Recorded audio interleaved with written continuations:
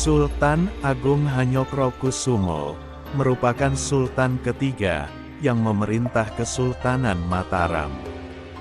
Di bawah kepemimpinannya, Mataram berkembang cukup pesat dan menjadi kerajaan besar di Nusantara.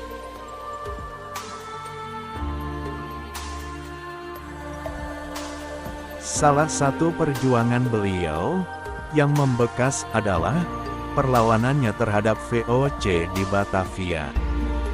Berikut biografi Sultan Agung Hanyokrokusumo beserta perjuangannya.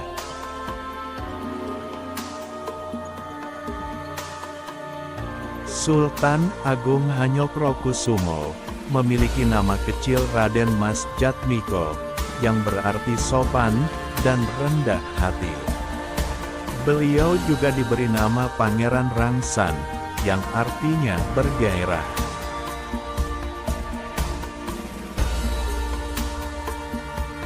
Sultan Agung merupakan anak pertama dari Prabu Hadi Hanyakrawati dan Ratu Mas Adidiah Banawati Putri dari Prabu Wijaya. Sultan Agung lahir di Mataram, Yogyakarta, tepatnya Kota Gede, pada tanggal 14 November tahun 1593.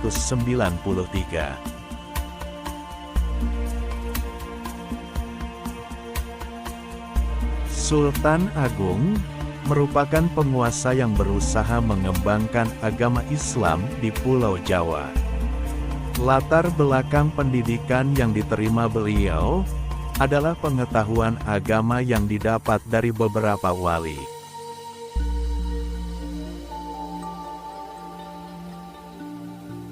Wali yang sangat berperan dan berpengaruh terhadap Sultan Agung adalah Sunan Kalijaga. Sunan Kalijaga dijadikan guru dan dianggap sebagai penasehat atau pembimbing Sultan Agung di bidang agama.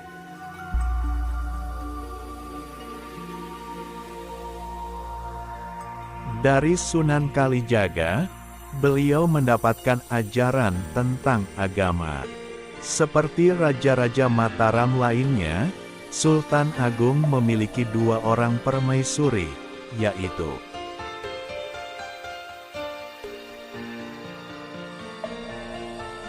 satu, Kanjeng Ratu Mas Tinumpuk, putri dari Sultan Cirebon, melahirkan keturunan Raden Mas Syahwarat atau disebut Pangeran Alit.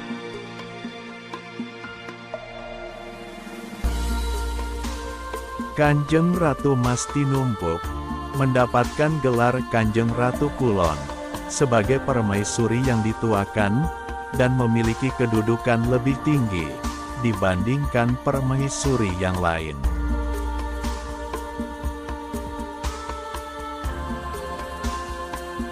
Dua, Kanjeng Ratu Batang, putri Pangeran Upasanta dari Batang, melahirkan Raden Mas Saidin alias Amangkurat I, mendapatkan gelar Kanjeng Ratu Wetan sebagai permaisuri muda.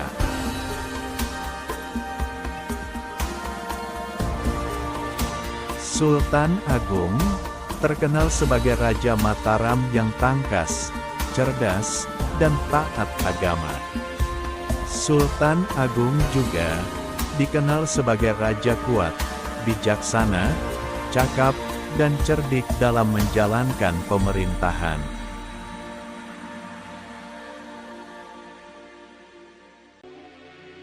Hingga kehidupan perekonomian Mataram berkembang pesat dari hasil bumi yang melimpah. Wilayah kekuasaan Mataram juga terus meluas seiring pemerintahannya.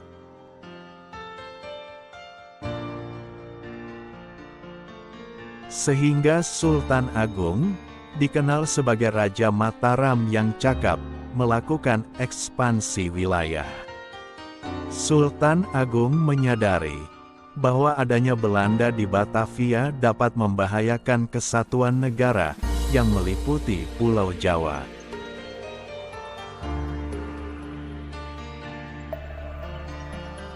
Untuk melawan VOC, Mataram giat melatih satuan-satuan angkatan perangnya. Berikut taktik Sultan Agung untuk merebut Batavia.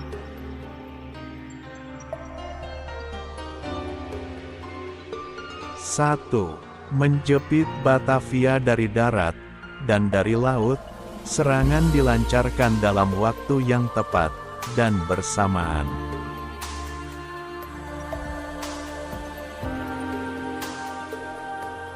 2. Angkatan Laut Mataram menyamar sebagai pedagang bahan makanan dan membawa beras, ternak, dan bahan lainnya untuk dijual ke VOC.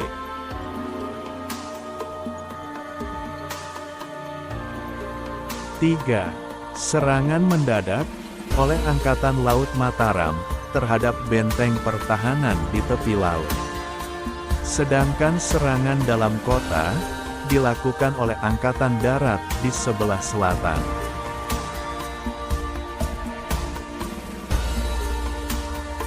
4. Dengan siasat tersebut, Belanda tidak bisa bergerak bila VOC lari ke arah timur dan akan terbenam ke dalam rawa-rawa. Jika lari ke arah barat, akan jatuh ke Pangeran Jayakarta dan Banten.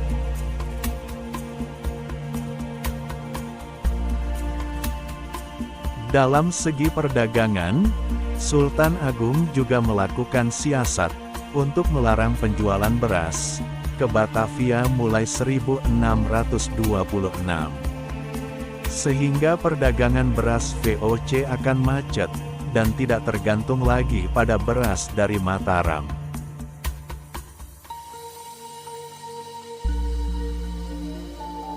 Sultan Agung melakukan penyerangan 2 kali kepada VOC, yaitu tahun 1628 dan 1629. Selama masa penyerangannya, Sultan Agung dan pasukannya berhasil merebut benteng Hollandia dari VOC.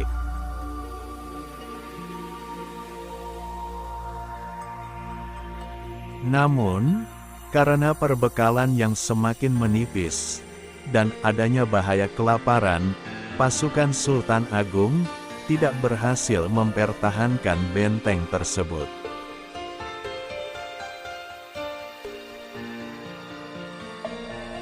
Meski tidak membawa keberhasilan untuk merebut Batavia secara keseluruhan, tekad dan semangat untuk mengusir VOC menjadi bukti Sultan Agung.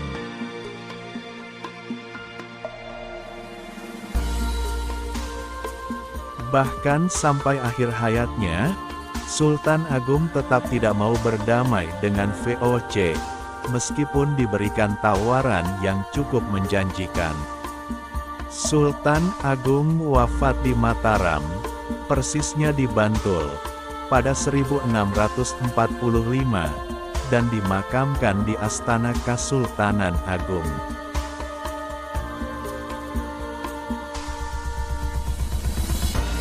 Atas jasa-jasanya sebagai pejuang dan budayawan, Sultan Agung ditetapkan menjadi pahlawan nasional Indonesia berdasarkan SK Presiden nomor 106 TK 1975 tanggal 3 November tahun 1975.